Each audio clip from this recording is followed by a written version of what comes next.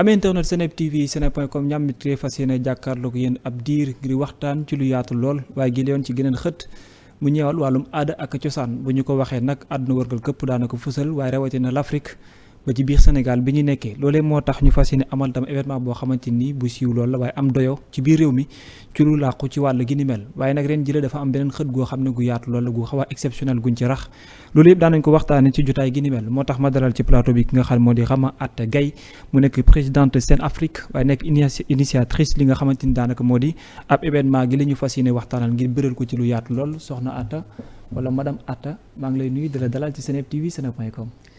maa ngi lay delloo ziar di la nuyu itam di nuyu tout l'ensemble de la population sénégalaise ak surtout spectateurs kii Seneweb bi waaye ñoom dañoo bokk ci yéen parce que yéen da ngeen moomee ci biir réew mi moomee ci biti. exactement comme Seneweb rek. voilà comme Seneweb rek moo tax mu nekk partenaire officiel u The Return. waaye le retour mooy dellu si dañoo demoon dellu si nanu. dellu si ngeen ñëpp nañ dellu si nanu muy afrodescendants yi ñi doomu esclave ñu nekkoon ay doomu esclave muy colonisation bi ñu demoon pour immigration. waay ak ñi demoon walla jàngi ji. ñëpp ñëwaat daal boole xalaat yëpp daal pour mun. ngir toogaat ngir construire yéen a ngi ko duppee The Return atum 2024 ren ngeen nam ma ko amal li ñuy gis ci image yi moo nekk nu mooy affiche bi ba ñu doon détaillé li ñuy décortiquer exactement événement gi ni mel lan la exactement.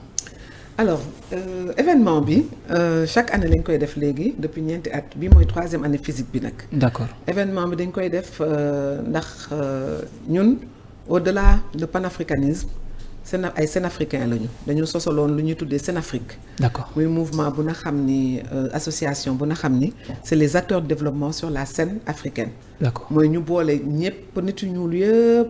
ñu na xam ne dañuy liggéeyal Afrique di liggéeyal plus précisément Sénégal. d'accord voilà pour que ñu construiraat dëkk bi. te gis nga thème bi. le monde public de notre réussite. mooy àddina. seede na ni que ñu ngi ci réussite fu mu nekk nii ñu ngi démarrer réussite bi. suñu réussite commencé na door na. dama gisoon ay politique yu bëri ak ay personnalité publique internationale yu bëri yu ma doon waxtaanal ci année bi. waaw ñu ne ma Sénégalais yi li ngeen def vous devez réussir ngeen def benn révolution bu soft ba pare imposer seen ay idées au niveau touristique au niveau artisanal. yaa ngeen di yéeg. idée lañ leen xamaloon temps Senghor. ak temps Abdou Diouf. tey jii nag da ngeen commencer di teg ay jëf. yu leer ay théoriciens yoo xam ne à travers des idées. ay travers ñooñu c'était ñoom la woon. léegi fu mu nekk nii nag ñun dañu tëral ay jëf yu na xam ne àddina daf ko gis. d'accord ñu ngi ay bébé lañu nag pour l'instant. mais yéen a ngi ci mise en œuvre mais ñu ngi gën a avancer de plus en plus. loolu moo indi The Return parce que dañu ne ni que Sénafricains yi dañu ne ni que lu ñu promettroon afrodescendants yi la. mooy ñu na xam ne seen ay maam dañu jaaroon ci esclavage wala ak colonisation bi ñu ne leen du ñu defar Afrique du ñu defar Sénégal te boolewuñ leen ci. d'accord ndax benn lañu. dañ ñoo diviser woon rek mais benn lañu tey jii. di El Hadj Ba Mamal doon wax première fois bu mu commencé ak Senafrique daf ma ni dañu ne woon lu tax ñuy tëj buntu du non retour bi de la maison des esclaves pansement psychologique la maanaam fajum xel. pour ñooñu ndax dañu ne woon dañuy dem te dootuñu dellu si. ñu ne leen déedéet du lu yàlla wax yàlla dem nañu. mais ñu dellu si waat. d'accord yéen ngeen ñëw indiwaale ay idées. indiwaale également des programmations bu ngeen fas yéene mettre en œuvre. mais ci biir maanaam mise en œuvre boobu noonu am lan moo ko ëmb ak yéen ñi ngeen ko bokkal ñan lañ surtout yow mi nga xam ne yaa nekk ci devant de la scène bi nga xam ne ñu bare jàpp nañ ne œuvre nga pour mu mën a antu waaye ñan nga ko bokkal aussi. bokkal nañ ko waa ville de Dakar mairie de Dakar bu ñu dooree ba def bu virtuel bi mairie de Dakar bu ñu jotee dossier bi bu ñu gisee woon ni ñu def dañ ñu woo. nañu lii dafa bokk ci lu na xam ni au niveau touristique. dafa bokk lu na xam ne dafay wane suñu taaru dëkk. te li ngeen di fi def itam day indi ay nit dina wane itam dëkk bi suñu culture. dina wane suñu liggéey. ni ñuy changer dëkk bi. du coup ñu ne ñu ñu d'accord ak ñun def benn convention pour que ñu liggéeyandoo te ñun loolu la ñuy wër. waaw benn daal la ñu bëgg a nekk. ndax benn mooy doole mooy yàlla. effectivement donc ñu nekk ak ñoom si loolu Grand Théâtre itam ñëw à l'époque itam il y a 4 ans ne ñu ñun de suñu ay mission idéologie noire la culture noire et la développer daf ci bokk. D'accord. Donc fekk ñun ñu doon créer le Made in Africa de luxe. Ba mu am doole bu baax ci Sénégal gis ngeen ni que tey jii ñun ñëpp ñu fi toog ñëpp ci plateau bi ak ci gin en dehors du plateau. Made in Africa la ñu sol dafa jeex loolu moom kenn waxatu ko. loolu moom. waaw combat boobu moom. mais yow yaa jël pay nag parce que yow yaa gën a décorer ak sac bi avec yëpp quoi. non yëpp Made in Africa la moom. waaw ñun moom déjà bi ma koy def damay rappeler toujours wax boobu c'est anecdote la. waay ndeysaan bi ñu koy njëkk def lu ñuy gën a dooral il y a presque 10 ans. Alchimia la woon. waay alors ma am ñetti nit yu ma xool ne ma yow rêveuse nga de mais yow foog nga ni que rek di ngeen jël benn sac Chanel di ko bokkal ak par exemple benn sac Louis Vuitton bi nga xam dañ ci bind carrément Made in Africa. pire sax ñu teg ci bopp nit ku ñuul. bopp nit ku ñuul. ñu ne ma mais yow Rama da ngay rêver coach tu rêves mais jamais on va acheter ça à ce prix-là. avec le temps. ñu xeex ko. waay ak xeexkat la ñu nag de dañuy xeex. du ñu bàyyi. lu fi maam yi bàyyi woon mi ngi fi ba tey. cette combativité bañkat yi ñu ngi fi ba tey. et finalement mu jël mu jàpp ci kàttanu yàlla. mu jàpp bon tey jii ñëpp a ngi sol Made in Africa. ñëpp a ngi ci fier ku ko sol kontaan fier wane sa dëkk. parce que comme le disait le grand Mandela qui fait partie des penseurs de Sénafrique. ne woon na ni que la communication par là bi dafa am. mooy bi ñu ko yóbboo prison soo duggee sama blog di nga ko gis ci sama cours yi bi ñu ko yóbboo prison bi ko tubaab gi ne lan nga soxla pour alléger la sa peine biir prison xam nga lu mu leen tontu. déedéet. daf leen ni indil leen ma ay pantalon fekk ay short lañu doon solal prisonnier wu Afrique du Sud yi. ok bu ñu ko indilee pantalon yi policier wu tubaab bi di ko ree ni kii moo con. ñu ne la yow nga nekk prison sonn ba dee ñu ne la yan moo la mën a alléger sa peine. seetalal la sa prison nga ni indi ma pantalon mais xamuñu woon fu mu doon waxee. d'accord moom roi la. surtout roi la. ok Mandela. waay. muy jiite benn révolution. waaw. pour que ay ñi mu bokkal couleur ñu am freedom. liberté. suñ ko gisee ak short kan moo koy sol. du cër quoi. non kan mooy sol short en général. ci xale. mooy ñi nga xam ne ay short gone lañu nga scout yeeg yooyu la xale yi ñooy sol ñi short. nekk ay gone wala. mu ne leen moom du gone kilifa la donc même su nekkee prison xeex a tax mu nekk prison du jëf bu bon donc dañ koy jox pantalon mu sol lu jot. mat kilifa. la communication par l'habit. effectivement bi sénégalais yi commencé sol Made in Africa xamuñu woon fu ñu doon jëm nag au départ. waay. li ma ndeysaan coach Aliou Cissé di wax mu ne ma comprendre un combat bu ñu nekkoon parce que ñun changement de mentalité lañ doon wër. d'accord soo leen gisee sax équipe nationale du Sénégal ni mu ko changé ci mentalité bi. waay. gëm patriotisme bi fi am léegi amu fi woon. tey jii ku téye drapeau Sénégal da ngay kontaan tu le fais avec fierté. da ngay on défend nos couleurs aujourd'hui on défend ce qu'on est. dañuy défendre suñu culture suñu sosukaay la ñuy défendre donc sol suñu ay yére yu nga xam suñu ay artisans ñoo ko def. lu mu metti moo gën dem sol lu keneen di ci moo tax ñu ne made by black. by the world mooy nit ku ñuul moo koy defar tey ji temps bu ñu nekk ci Sénafrique mooy nit ku ñuul mooy defar. jaay àddina. d'accord dootul àddina mooy defar di ñu jaay ñun dañuy jaay itam di jaay àddina. d'accord événement bi pour yow lan moo war a gën a mën a tax les Sénégalais jàpp ko ak seen fukki loxo ak juróom te xam ne non seulement seen moomeel la. waaye dañ ko war a gën a jaay pour mu jëriñ Sénégal mais jëriñ également l'Afrique. déjà commencé xam nga ren jox nañu. dañuy joxe ay prix dañuy célébrer l'homme noir nit ku ñuul góor bu ñuul. d'accord parce que àddina kenn mësu ko célébrer góor bu ñuul. dañ leen di xas rek mais gis nga kenn mësu leen célébrer te pourtant yéen xam nga dañuy joxoon ngeen ñu njukkal.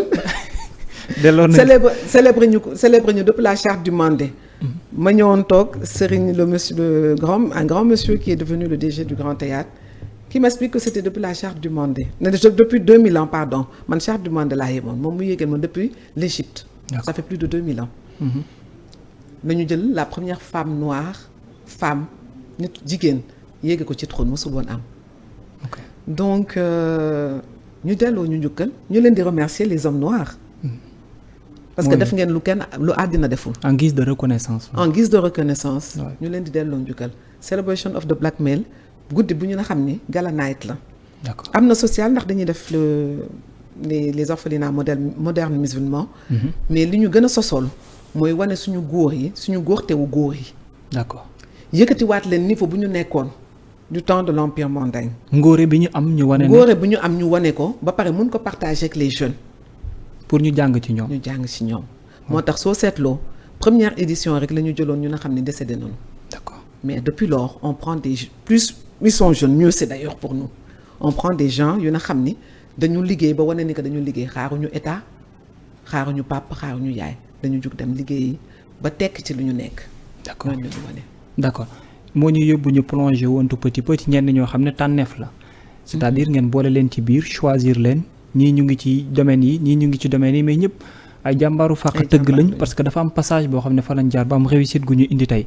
ñooñu boo ma doon dellu si waatal ci lim daanaka quelques-uns ñan la exactement mais lan moo war a mën a gën a tax ngeen def tànneef ci différents profils yooyu. man personnellement léegi bi ñuy njëkkee mooy le président de la République donc le père de la nation forcément moom la ñuy njëkk jox moom la ñuy njëkk jox son excellence monsieur Bassirou Diomaye Bassirou Faye moom la ñuy njëkk jox ça c'est normal loolu kañ yàllaa ko def yàllaa ko tànn ñu ñëw ñun tamit war a ñëw jàppale ko Sénégal yëpp war ko ñëw jàppale loolu tax ñuy wax scène Afrique les acteurs de développement sur la scène africaine mooy ku nekk da nga war a sur scène ku nekk dafa am li nga war a def d'accord ñun ñëpp muy yow muy man muy keneen ñun ñëpp dañu war a am def dara lu ñu war a def pour dimbale suñu jiit yi d'accord waratuñu toog di xaar waay dañu war a liggéey ba jiit ñëw ne ñu ñëw ngeen ñu koy remercier nag ci coup de fil bu mu coup de fil bu mu ñu yónnee pour remercier pour nous féliciter des 4 ans de bravoure qu'on a eu pour defar lii ba àddina tey jii di ñëw di ko seetaan di ñu woo itam ci àddina pour ñu ciy wax wala di ñu woo itam ci àddina pour ñuy def The Return événement bu mel nii di tëj les portes du non retour yu nga xam ni tubaab yi defoon nañ ñu ko d'accord ak kan exactement aussi suñu face bi Amadou Gallo Fall waay moom il est connu pour le CID tey jii xool leen lu mu def ci BAL bi lu mu def ci basket bi man bi ma demee ci BAL bi j'étais fière parce que loolu États-Unis laa ko mujjee woon gis musuma ko woon gis Afrique mu yéegawaat basket bi ba ci kaw déjà ba pare liggéey ba mu ci def moo rafet mais ordonné mais vraiment liggéey bi dafa rafet dem ci ñi moom basket ak ni ñu ko joxee ci caatal la ko ba nga mettre ko en parallèle dans un continent quoi non c'est extraordinaire effectivement vraiment félicitations ak xol bu muy liggéeyee boole ñëpp ak li mu def ci CID aussi parce que CID man je me rappelle bi may commencé Sénafrique son directeur Jo Lopez daf ma ni woon baa doo dem def ni amatul dund de effectivement la dernière fois bu ñu toogee musée di wax il y a 2 semaines dama ko di yow kat amoo jot mu ne ma est-ce que amoo sama jot laa ko wax textuellement mu ne ma pour organiser The Return bi mu ne ma xama aw ma sax sama jot man te mu wax dëgg ndax soo demee ba am ay association ak yooyu man mii di waxanteeg yow da nga koy xool sa bopp rek quoi activité man kay tuuti naa par rapport moom donc je me dis que man su ma amatul jot man kon moom c'est sûr que moomul boppam du am temps bi ñu gis également des acteurs de la presse notamment comme ku mel ni DG bu Seneweb ngeen lim ko ci biir nag Salam moo xam nga internet moo xew ci àddina internet mooy divulguer yëpp soo demee télé classique doo am autant de publicité de visibilité de partage que internet moom moo indi Sénégal nag moo ñu ko indil nag kon nag comme on dit rendons à César ce qui appartient à César ba pare nag dina bëtu waaw bëggul feeñ de loolu moom alors soo gisee suñu vidéo suñu teaser bi man ak moom dama amazing na salaam alors gis nañu également jëwriñ bi ñu dénk lu jëm ci wàllum njàng mi ak njàngale mi Moustapha Bamba Guirassy waaw Moustapha Bamba Guirassy que je remercie au passage parce que vraiment ci sama programme vent émotionnel bi dafa am dara lu ma jàngal muy le talibeship man dama doon wax rek leadership xeex rek xam nga man xeexkat laa jigéenu ngayeen laa damay xeex rek ñun dañu bëri histoire ñun xeex la ñu gën a mun leneen donc du coup mais moom mu ñëw jàngal ma dans son programme dafa am lu ñuy tuddee talibeship d'accord mu ñëw compléter sama programme ok muy def la même chose que lu ñuy def ñun ak pansement psychologique bi ak afrodescendants yi ni ñuy tëjee buntu du non retour ubbi la porte du retour préparer leen lu mel ni ay Yexna Village yu ñuy préparer defoon ko ak le ministre maire Aly Ngouille Ndiaye l'ancien ministre de l'intérieur bu ñu defaloon première édition bi à Linguère indi woon la famille des familles pour la reconnexion ak famille Albouri Ndiaye bi. Donc ñu defoon foofu benn festival bu rëy deuxième jour The Return bi. Vraiment moom mu ñëw di liggéey loolu Kédougou ba pare ak ay élèves am. ñëw nag partager di ñu jàppale bu nga xam ne The Return c'est vraiment extraordinaire. D'accord. Parce que il a dafa joindre quoi. Et puis dafa compléter wante. Parce que talibé bi. woyof quoi. mais talibé bi en fait dafa amoon dara lu manqué woon ci programme bi. moom mu complété ko ok mu complété ko. ok donc good job. mais loolu itam mayu yàlla la donc. d'accord bokk na ci également docteur Bakary Sarr ministre secrétaire d'État à la culture. qui nous a fait l'honneur de faire conférence de presse bi. Vraiment il a fait un travail extraordinaire lui aussi. On le remercie mais moom dafa bokk itam ci parcours am. moom en fait dafa defoon ay recherche recherche am yi The Return matérialiser ko. d'accord voilà loolu moo ñu boole. comme ni ñu waxee xol day gisee. mu ñëw également. Sanjaafu et puis si mission am la bokk. waaw effectivement en tant que ministre secrétaire d'État à la culture c'est l'art on a tout est dedans il y a l'art il y a l'éducation il y a la culture il y a le tourisme. Donc tourisme may remercier au passage le ministre. Qui nous a appelé aussi. Par le biais de Manel Fall, monsieur Manel Fall qui fait le Bamba Day à New York. Moi li ma la wax rek vraiment les gens qui sont choisis ici à participer et à travailler avec nous c'est des gens qui ont déjà fait leurs preuves. dañoo ñëw pour gën a confirmer waat mais def nañu déjà fait leurs preuves. Si tu prends kenn ku na xam ni soo jëlee quelqu'un comme kii itam je parlais tout de suite du tourisme. Soo jëlee quelqu'un comme monsieur Adama Ndiaye. Vous connaissez son parcours. De l'ASPT. ASPT voilà vous connaissez son parcours am c'est ça. ci lii rek la xam. lii rek la c'est-à-dire que The Return matérialise le parcours de warriooru xeexkatu panafricanisme. c'est-à-dire ñi nga xam ne ñoo ci sampu tey ñoo dellu si waat. pour gën a élargir mbir mi. woon nañ ñu yaa récemment Côte d'Ivoire d'ailleurs sax dinañ am le groupe Mata Securities buy def bourse xalal bi. d'accord dañ koy ñëw lancer fii par le biais de The Return ici au Sénégal bourse xalal bi ñoom Jean-Paul Djemba Abdoul Guiro. ñoo koy def ñëw di financer itam de ce genre de projet yu na xam ni en fait nous on travaille beaucoup on a fait des conventions ak ñu na xam ni. waaw liggéeyuñu pour am xaalis kese. je comprends mais pour jàllale ak jàpp ci li ngeen di def. jàppale askan bi ñu jëm ci kanam.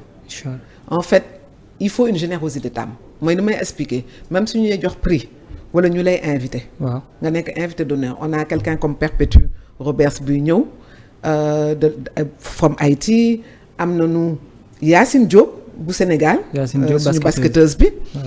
moom vraiment ma koy delloo njukkal bu baax parce que elle a créé benn marque Yattitude c'est la première femme basketteuse sénégalaise bu créer marque avec beaucoup de difficultés Yacine beaucoup de difficultés mais elle se bat. D'accord. C'est une jeune dame qui se bat. Et qui croit en ses drapeaux am donc moom ngay gis sax ci affiche bi.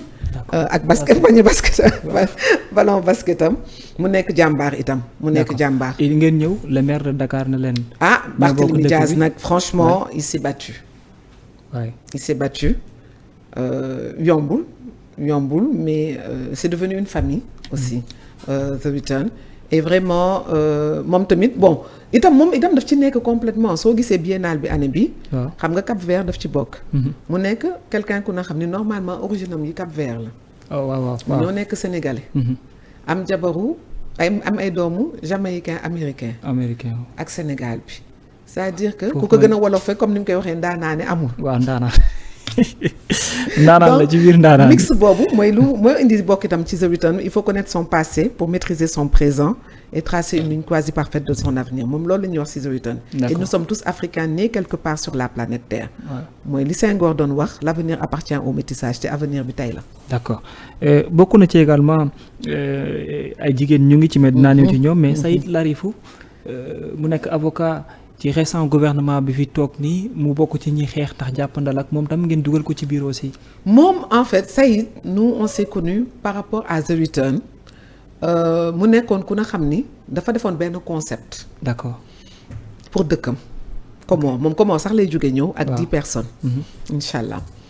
donc Saïd bëggul ñu defal ko The Return gis lu ñu liggéey li Sen Afrique liggéey ci The Return ak éclat bi mu am ci nu mu joxee éclat Sénégal en dehors de ce pays ba nga xam ne même ñu nga xam ne ils sont anglophones aujourd'hui dinañ ci wax ci ñeneen jigéen yuy ñëw on a des gens yu nga xam ne dañu ñibbisi comme ki ngeen gis ci conférence de presse bi une jeune dame comme Ngundo que je salue au passage une jeune fille de 26 ans mannequin ñu nga xam ne dañu ñibbisi dëkkuñu xam nga ñoom ñibbisi lañ lay wax te pourtant seen ay waajur sosoowuñu Sénégal mais ñoom ñii Mali la ñu jógee ñii Congo mais juddoowuñu fi ñoom ñu ngi juddoo France Allemagne États-Unis màggee fa mosuñu sax teg seen tànk Sénégal. D'accord. mais dañuy contacter ne ñu ngi ñibbisi. Coach Rama Atta, tu es la maman des returners on rentre. ok ñu ñibbisi nga foog ni que dañu ñëw poser return kese. fekk ñoom. nee naa leen fu mu nekk nii yàlla bu yàlla tas yaakaar. parce que njaboot bi moom macha allah maa doon wax 100 doom laa bëgg am fu mu nekk nii maa ngi jëmi 1000. mais ñu ñëw ñibbisi. ñëw pour toog. mais dinañ mën a échanger lu yàgg lool ak docteur Massamba Gueye mi activé wu. yow tamit Massamba c'est l'ambassadeur de Sen Afrique depuis tout le temps. Ouais. Depuis ma première fois bi ma ñëwee Sénégal première télé bi ma def c'était la TFM. waay. Massamba daf ma tooñ mais en même temps xam nga visionnaire la. ok mu nekk ak générosité d'âme mu def liggéey bu rafet ci Kër Leyti. C'est son association. D'accord. Qui est il fait un travail extraordinaire. Docteur. Ah oui, extraordinaire. Day nëbbatu nag. waaw day nëbbatu mais docteur mais monsieur. Jean-Paul Ndiemba. moom tamit Jean-Paul Ndiemba ñoom ñooy def la bourse halal. Il l'explique dans leur vidéo ci blog bi. D'accord. Bourse halal bi. Un peu comme waa Wasabi. Voilà, ils font. Nous, on est comme je te dis, c'est comme assez spirituel, assez dans les cultures africaines lu ñuy def. C'est-à-dire que defuñu business, même ñuy def business, defuñu business pour jël xaalis kese. Business bu set la ñuy wër. Je comprends. xam nga dañu ne ñu ngi ci époque jubbanti. jubbanti. Voilà. Ouais. Donc loolu la c'est-à-dire que réellement ci loolu la ñu nekk dañu bëggoon xale yi ni que. soo liggéeyee metti na yombul. pour mettre 4 ans yi. équipe bi bëriwuñu de on est 15 personnes. 15 personnes dañuy toog des fois soo laajee xale yi dinañ la ko wax ba le 11 du ñu jot salaire mais kenn du ko yëg. ñu n'empêche ñuy continuer di liggéey. dañuy liggéey dinañ liggéey takk seen dañ leen di jàngal luy liggéey parce que man je suis partie j'avais quoi 14 ans en France j'étais toute seule loolu laa wax man leen amoo papa amoo yaay. franc la woon franc français bi dafa cher woon mais lu ñu lay jox est-ce que dina la doy mais da nga koy xeex ba après nga trouver ay circuit jéem a nekk si yoon ci diin dama koy wax sax wax ji dama jéem a nekk si diin parce que moi mon programme est basé sur la culture noire la psychologie émotive et le Coran c'est le vent émotionnel et dans le Coran on a toutes les nee nañu ikra dama jàngi yàlla sax nee na la balaa nga may julli jàng ma ba pare xam ma ba pare amul problème bloogee ma jaam donc ça veut dire que en fait il faut nga mooy li ma doon wax le talibéship c'est ça qui m'a plu dans cette idée. D'accord. parce que mooy côté nga wayafal sa bopp bañ a diisal sa bopp bi mooy indi lu bëri ci àddina humilité bu mat humilité le talibéship là mooy indi itam talibé soo ko joxee bool jaxase si ceeb yëpp da koy lekk ba bés bu muy am effectivement donc daf lay dooleel nga mun a muñ waaw talibéship boobu nag man amoon na humble dans les 15 commandements. D'accord. Mais il manque dans du leadership du vent émotionnel mais il manquait le talibéship. am na xeexkat Serigne Fall Gueye ci la bokk. moo ko boolee ci jubbanti mu ñëw également accompagner leen. waaw Serigne est en train de faire benn liggéey bu extraordinaire au niveau du Grand Théâtre. ni mu koy waxee la vision de il a dit quelque chose qui nous a beaucoup touché à Sen Afrique. Pendant la conférence de presse. dafa ni sama première bonne nouvelle en 2024. waay élection président Diomaye la woon ndax moom dafa bokk enfin il fait de la politique moom. mu ne sama deuxième bonne nouvelle c'est de savoir qu'on a mis en place The Return qu'une femme noire a su combattre et mettre en place The Return parce que The Return c'est pas politique. Ouais. C'est du social. C'est de l'éducation. C'est du healing comme le disent les Américains. Santé mentale. D'accord. d'accord am na ay jigéen ñoo xamante ni ay jàmbaar lañ mën nañ lim il y a madame Fabiane Diouf également nekk entrepreneur nekk également di développer jëm ci wàllum tourisme. waaw Fabienne dafa nekk kenn ku na xam ni c'est ma petite maman comme je l'appelle. d'accord parce que bi ma commencé The Return metti woon na torop. mu nekk ku na xam ni dans l'ombre buggul nag ku koy wane. xalaatuma sax mu ñëw jël si prix wam suy ñëw de xanaa turandoo mooy ñëw wala doomam. mën na nekk day yónnee quoi. parce que elle se cache. waaw nee na moom li muy def ko pour feeñu. daf ko def ndax day tari li ko papam ak yaayam jàngal. d'accord papam ak yaayam di Abdou Diouf ak Elisabeth Diouf président. mu ne ma damay tari rek liñ ma jàngal. c'est ce qu'elle m'a dit textuellement. d'accord au téléphone. d'accord. bu ñu ko annoncé son prix daf ma ni est-ce que j'ai besoin de prix. vraiment Bella la may tuddee Bella j'ai pas besoin de prix. je ne fais que tari li ma sama papa ak sama yaay jàngal. d'accord mooy am. delloowaat li ñu ko jox askan bi donc en fait. depuis le départ elle met au niveau toujours le deuxième jour fu mu nekk nii mi ngi rey boppam ak maire de Niodior bi parce que le deuxième jour comme tu l'as vu c'est la caravane touristique. Oui. Préparation au trône des afrodescendants à Sine Saloum avec le maire de Niodior donc avec la famille de Felwine Sarr sa maman que je salue au passage tata Rokia qui fait un travail formidable pour nous aussi. Vraiment kontaan nañu torop si ñoom. D'accord. Donc c'est ma petite maman. Voilà ñu terminer su ma ci waxee torop dañuy ne damay parti pris. D'accord ñu terminer par deux personnes muy Yacine mi nekk ci wàllum aada ne ci wàllum tàggat yaram jëwriñam également di madame Khady Diène moom tamit mu ngi ci biir. Madame Khady Diène parce que on a longtemps voulu travailler avec eux. On n'avait jamais eu de réponse malheureusement. Oui. Et dès qu'elle a été au courant par rapport vraiment à sa bio mu ne ñu moom ci li muy xeex la. que événement bi culturel la. voilà dafa mu woote moom tam félicité ne lu na xam ni moom avec honneur lay ñëw jël si son prix Léopold Sédar Senghor en plus c'est le prix Léopold Sédar Senghor. Le prix femme noire femme africaine. D'accord. Prix de l'inspiration féminine. mu ne loolu c'est une évidence pour elle en fait. gis nañ ci affiche bi lu marquant ndax ni ngeen ko bindee muy Black Excellence loolu moom mooy lan ak lan lay signifier ci xew mi. la carte cristal bi foog naa yow amee nga ko. mais dafa mel ni carte bancaire. d'accord. mel ni carte bancaire. xaw ma sax est-ce que su dee ñoom am nañu. waaye muy ci Ablaye dinañu ko génneel mooy bu mel ni comme genre bi ñuy screen. voilà waaye la carte cristal Black Excellence boobu su ma ko mënee définir bon suñ ko doon passé dinaa ko gën a mën a définir voilà. d'accord comme ni ñu ko waxee. ci carte cristal bi yaa ngi koy lire sa bopp. ñu ne la c'est la nouvelle carte d'identité. d'accord élitiste 3.0. Le Black Excellence définitivement on marche ici au Sénégal. Okay. Pourquoi? Parce que yaa ngi gis ay sacs de luxe. Ouais. Made in Africa. yaa ngi gis ay lunettes made in Africa. yaa ngi gis des écrivains qui font des concepts. d'accord yu nga xam dañ koy jàng école. suñu ay concepts daawuñu ko woon jàng école. waay tey jii suñu concept yëpp a ngi école. élargir ko te ñu ci am ay résultats. donc l'éducation yaa ngi gis.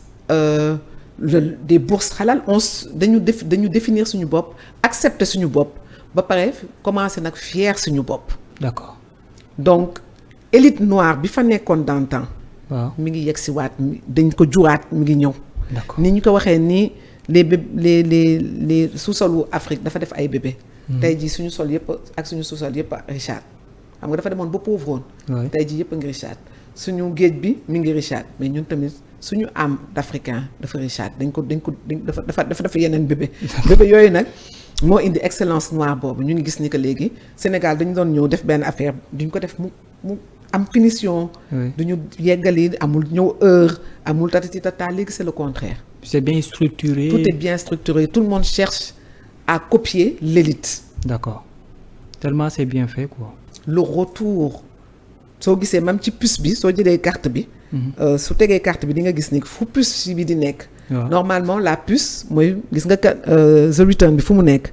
logo bi. xam nga foofu la ñuy teg puce bi normalement mooy lire affaire yi. waaw puce bi mooy mémoire bi. donc la mémoire. ok Connaître son passé waaw pour maîtriser son présent et tracer une ligne quasi parfaite de son avenir. d'accord Donc maîtriser ce présent mooy sa dëkk. waaw mooy carte mi nga gis nii acteur de développement yi Sénafricains yi ci kaw ci ñu teg drapeau du Sénégal bi ci kawam. d'accord mooy nga maîtriser sa dëkk. sa présent fu mu nekk nii soo ko maîtriser wul doo mun a dem ok pour tracer une ligne quasi parfaite ci sa avenir ndax xale yi ñooy avenir u dëkk bi. parce que ñoom tamit bu ñëwee fekk fi lu leen di xamal exactement Exactement. alors ngeen lii yëpp ngeen boole ko mu di ndaje moo xam ne ni fu nekk la nit di bàyyi ko ci àdduna wërngal këpp pour dox ko ak yéen ngeen dëxañ ko ci benn thème bu ngeen duppee le monde public de notre réussite loolee tamit lan moo waral tànneefu boobu les poñ Parce que c'était une évidence dañu xeex pendant 10 ans il y en a certains plus yàlla def depuis quelque temps di nga gis ni que àddina gis na ni que Afrique moo xew loolu que ñun defuñu ko yàllaa ñu ko may waaw àddina gis ni que ñun ñoo xew mais lu tax ngay xew yow pour yow soo xewee c'est parce que yàllaa la tànn ah oui soo xewee c'est parce que da nga def quelque chose d'extraordinaire soo defee lu kenn deful su la neexee nga ne monde bi gis na ni que def nga ko parce que amoo loo nëbb li nga def yëpp gis neen ko teg neen ko gis neen ko tey jii soo seetloo suñu jëlee li Senghor doon wax l'avenir appartient au métissage boobu bi mu koy wax Senghor c'est un visionnaire moo tax ñu jox ko ñu tuddee ko le prix de l'inspiration féminine parce que c'est un visionnaire. Barki Demba Ndiaye même le premier ministre a dit l'avenir du monde se trouve ici en Afrique it's a place to be. waaye fii la lépp nekkee fii la dooree te fii lay mujjee. le fii lay dellu si waat te dellu si na ba pare. waaw commencé na on est là le retour est là. d'accord on est de retour. Les hommes les plus riches, les savants, les plus grands médecins, les plus grands chercheurs ñun ñoo te dellu si leneen culture bu ñu am kenn amu ko ci àddina. kenn amu ko ci àddina. La preuve soo jëlee cité wu États-Unis yëpp xam ban moo ci gën a am doole. Hollywood lan moo ko téye soubassement am culture la. d'accord mooy fi ñuy defee film yi foofu la star yi dëkk. L'élite foofu la dëkk. donc lan moo indi élitisme culture. soo gisee ñu gën a xam culture sax ñan la. c'est l'élite c'est les chercheurs. d'accord les penseurs. donc xëcc ñëpp nag plus ngay am nit yuy dem vers l'élitisme vers le parfait. vers l'excellence plus sa dëkk di marché. et nous notre soubassement reste la culture et on sait que la culture mooy lu na xam ni. loolu soo ko amee yàlla may la ko de facto. loolu kañ sa développement. rek nga respecter sa culture rek cër la buñ lay jox. ci foo mën nekk. ci àdduna mais tey ji ndaje bi ni mel également ñi ci bokkee bari nañu lool. mais ndax mën nga ñu dellu si waatal un tout petit peu vis-à-vis li nga xam moo di programmation bi ngeen fas yéene def caravane yi ci fas yéene abbu et tout. donc on va pour le programme. on va remercier aussi le maire de Gorée. du ma ko fàtte Augustin Senghor parce que Augustin depuis le départ aussi il fait partie des pionniers daf ñu teg ambassadeur de Gorée Sénafrique daf ñu ambassadeur de Gorée Éloi Coly notre ambassadeur qui est ambassadeur Sénafrique Éloi Coly monsieur Éloi Coly le conservateur di def un travail extraordinaire ci maison des esclaves d'accord yëkkati waat ko di ci def un travail extraordinaire on remercie énormément il a des talents et des idées extraordinaires pour The Return ñuy remercier foofu itam vraiment Lamine Gueye qui nous aide moom mooy diligente yëpp mais toute l'année est diligente le pauvre toute l'année est diligente pour cette porte d'accord donc dañuy commencer toujours ñun par Gorée et comme ni ñu koy waxee yàlla la ñuy njëkkee mujjee yàlla daal ñun daal loolu c'est important pour nous. waaw parce que moo nekk ci lépp. voilà mooy nekk ci lépp te on cherche le un c'est l'union. donc on veut que àddina bi yëpp ñu uniru pour dooleel dëkk bi dooleel Afrique donc dañuy commencer inviter le monde entier à venir inchallah à 8h30. Le dress code par contre c'est blanc on a dit l'excellence donc il faut venir à l'heure et puis vous respectez les codes. bu kenn tardé voilà le dress code c'est blanc. ñëpp la ñu war a solo weex. loolu haïtiens yi dañu ko demandé depuis le départ. Convocation ici à partir de 9h. 8h30. 8h30. 8h30 à l'embarcadère. D'accord inchallah. Départ bi ngeen prévoir ko. Bon je pense que c'est 9h30 ou 10h. Ouais. C'est à 9h le convocation yi départ bi prévu à 10h. 10h. 10h voilà. Ouais. Donc bon les journalistes en général eux ils viennent un peu plus tôt. Ensuite on a à midi le déjeuner au musée de civilisation noire avec le DG Monsieur Bokoum. Qui moom il est connu hein moom xam nga moom affaire am dafa bëgg culture moom c'est un homme de culture c'est un homme d'art. D'accord. Donc qui nous recevra inchallah avec les autorités foofu la ñuy joxe le prix Léopold Sédar Senghor mooy prix bi ñuy jox ñoom Yacine Diop ñoom Carmela Safari Maria ñoom Maria le groupe Safari pour les femmes on a aussi groupe Safari moom maa leen waroon jëlal seen bos. man la ñu waroon yónni ma ñëw taxaw ci. non ñoom da ngay ñëw ñoom kay dañuy ñëw. ñoom chaque année dañuy ñëw non dañuy taxaw ci sama ma taxaw seen kanam rek. kon nag jox leen seen bos kon nag tu es invité. waaw ñoo jox leen seen bos. DG jox ministre. waaw ah man moom mun ngeen ma jox ma bàyyi ma jox kii. mën naa la choisir. ma choisir ma d'accord man moom man madame Fabiane laa bëggoon nga kii wala. ma jox waaw moom c'est ma petite maman moom laay jox. moom avec beaucoup de cœur. d'ailleurs voilà. et kii itam ñu war a ñu kii ñoom Yacine Diop. waay ñu ñëw jël ci seen ay prix parce que liggéey nañ ko fi. donc et voilà c'est des personnes à suivre. c'est des rôles modèles. parce que ñun ay rôle modèle la ñuy wut. ay rôle modèle ñu nga xam ne et puis dañu disponible. d'accord dañu disponible pour waxtaan ak nit yi. waxtaan ak xale yi foo leen woowee pour dara. ils sont là. d'accord donc 3 jours lay nekk 19 20 21 juillet 2024. loolu c'est le 19 voilà. alors le message à l'endroit de tous les Sénégalais mais surtout de la communauté internationale. La communauté internationale comme d'habitude le pansement psychologique. La prière en blanc ñu ngi xaar ñoom Myriam ñu ngi xaar ñoom Carmela Chaco de l'Allemagne ñu ngi xaar ñoom Perpétue Roberts d'Haïti du Canada ñu ngi xaar ay journalistes aussi des États-Unis je perds un peu les noms en tête. Ils viendront ñoom dañu ñëw pour seen pansement psychologique pour tëj seen porte de non-retour le côté healing boobu. C'est important ñuy remercier aussi l'imam de Gorée et le curé.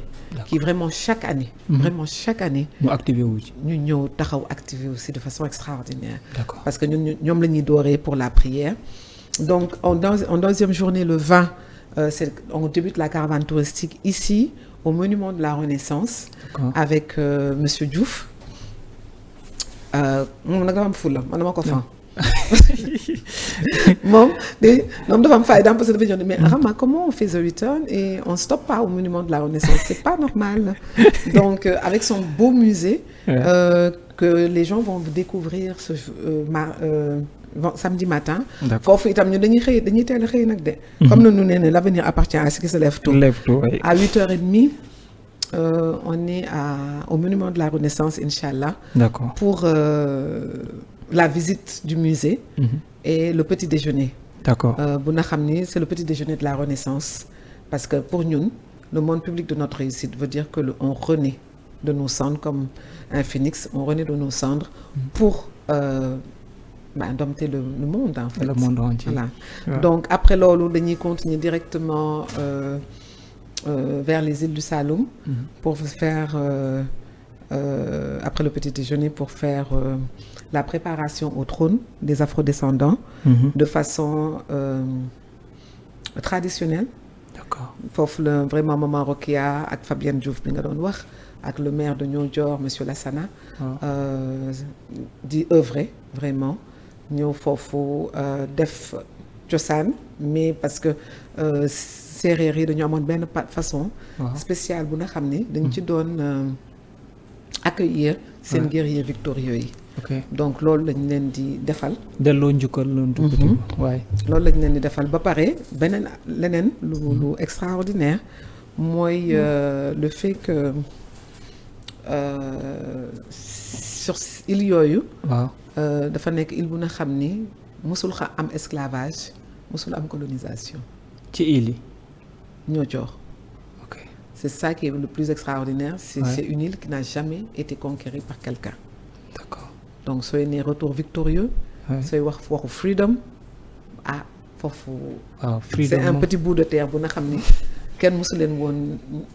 boole ci loolu mun a jot sax parce que voilà ils étaient bien barricadés bien truqués donc c'est ça l'idée et le Yexina Village aussi foofu la ñu ko comme ni nga ko gisee ci vidéo bi avec le maire de New York foofu la invité nit yi pour le Yexina Village pour que les afrodescendants puissent avoir des terres à moindre coût et comme ni ñu defoon ak le maire ministre Aly Ngouille Ndiaye à Linguère un truc et ce qui me tient le plus à cœur moi parce que sans ça The Return narul woon am mooy à Popenguine avec le maire de Popenguine que je remercie au passage et le maire Abbas son maire adjoint qui est en train de m'aider c'est vraiment il a intégré complètement Senafrique fu mu nekk nii acteur de développement yi parce que foofu la ñuy defee l'orphelinat moderne débuter la pose de première pierre de l'orphelinat moderne musulman sans adoption donc qui suit carrément notre charte ay bébé yu nga xam dañuy màgg seen kër c'est avec une chaîne d'amour une construction de chaîne d'amour voilà donc foofu nag mooy sama petit coup de ça c'est mon petit d'accord mooy sama li ma gën a li ma si mooy parce que ma doon sama mooy sama xeex àddina donc ku nekk ak xeexu àddina man boobu sama xeex àddina comme na noonu li may waxee nit yi ku nekk dafa am combat am man boobu mooy sama combat donc en tant que coach en psychologie émotive j'avais beaucoup de gens yu doon ñëw orphelin amoon ay problèmes si nu ñu leen doon waxee ay ndeysaan ak yooyu et nu ñu leen di teg voilà cette séparation là fallait trouver benn solution am naa yaakaar ni que bii mooy solution bi avec l'aide de Dieu inchallah donc boobu c'est important pour moi et voilà ma fekk fa itam ay nit yu nga xam ne bu ñuy jënd terrain yi ñoom itam dafa important pour ñoom donc ñu jàppale ñu ci bu baax ñoom missionnaire rek ñoom maire Abbas voilà donc loolu foofu la ñuy tëjee donc deuxième journée bi la troisième journée boobu moom maire Babacar Mbengue moo aye parce que Hann Bel-Air la dress code noir doré non boobu Gala Night bi la Gala Night bi ok ouverture de la porte du retour ok voilà parce que suñu tëjee ba ne ni que da ngeen waxoon dañu demoon duñu ñëwaat nañu dañuy tëj réellement lépp tracas wu nit ku ñuul yëpp lañuy buntu boobu tëj nañ ko coono yeeg esclavage yeeg colonisation yeeg lépp suñu xel tëj na ko pare nañu ci loolu léegi nag foog ñu ubbi benn buntu waaw ndax duñu tëj buntu ba pare nekk ci benn couloir foog ñu ubbi benn dina des beneen pour mën a dem voilà jëm feneen ak ci leneen Sénégal nag moo ubbi buntu bi parce que loolu yàllaa ko bëggoon parce que dañ l'université ancestrale africaine explique que si kotu Almadi ñun nag dañu am yàlla daal dafa may Sénégal parce que même géographiquement on est très coté des Almadies directement da ngay dem Màkka yoon bu direct la code boobu itam foofu la ñu waxoon ni que mooy vraiment passage retouru afrodescendants yi donc loolu ñoom il l'avait déjà ñun xamuñ ci woon dara ñun moom dañuy jàng symboliquement après yéen tam ngeen fay dem voilà ñu koy dem pour ubbi la porte du retour foofu que les gens introniser leen def leen roi yu ñu nekkoon balaa ñu doon dem d'accord di leen def ay jaam ñu ne leen seen ay maam de ay buur la ñu woon donc dellu si ngeen defaat neen leen buur et puis dooleel leen daal parce que nit itam na koy dooleel tagg leen dooleel leen parce que foo gis nit ku ñuul ku la way say maam sa yaram dina daw d'accord donc ñu dooleel leen suñu paree nag tëj ak suñu góor yi ndax dañuy ubbi ak jigéen ndax jigéen mooy yaay waaw ngeen daaneel ak góor ñi ñu daaneel ak góor yi ak en co-organisation ak le Grand Théâtre ak Serigne Fall qui est un artiste qui est en train de faire un travail formidable moom tamit au niveau du Grand Théâtre pour changer les choses et le dress code donc c'est du noir doré le noir en black excellence et le doré parce que bronze mooy couleur nit ku ñuul Afrique donc noir doré chic royal boobu moom déjà ak lu mën a xew day rafet en plus mu tombé guddi lay doon boo ko solee moom di nga am décoration soo leen paree gis nga vendredi la ñuy commencer soo leen paree reer ba pare ba jël say honneur soo paree nga dem lal sa tapis julli remercier Dieu déroulé non nga julli noppalu 23h30 nga dem ñibbi minuit nga dem commencer julli remercier yàlla ñu jaare fa remercier la en même temps aussi. merci amoon mbégte bu mag dalal la ci Seneweb TV ak seneweb.com surtout échanger ci journée boo xam ne am na njëriñ lool mais bari itam lu muy sof ak gën ko dëgëral ci wàllum aada ak cosaan mais rawatina ñi nga xam ne seen jëmmu demoon na te seen xel dellu si. mais gën a dëggal bi ngeen sóob ko yéen. loolu la jërëjëf Sénégal jërëjëf itam l'ensemble des personnes yu ñu jàppale et puis jërëjëf si Seneweb parce que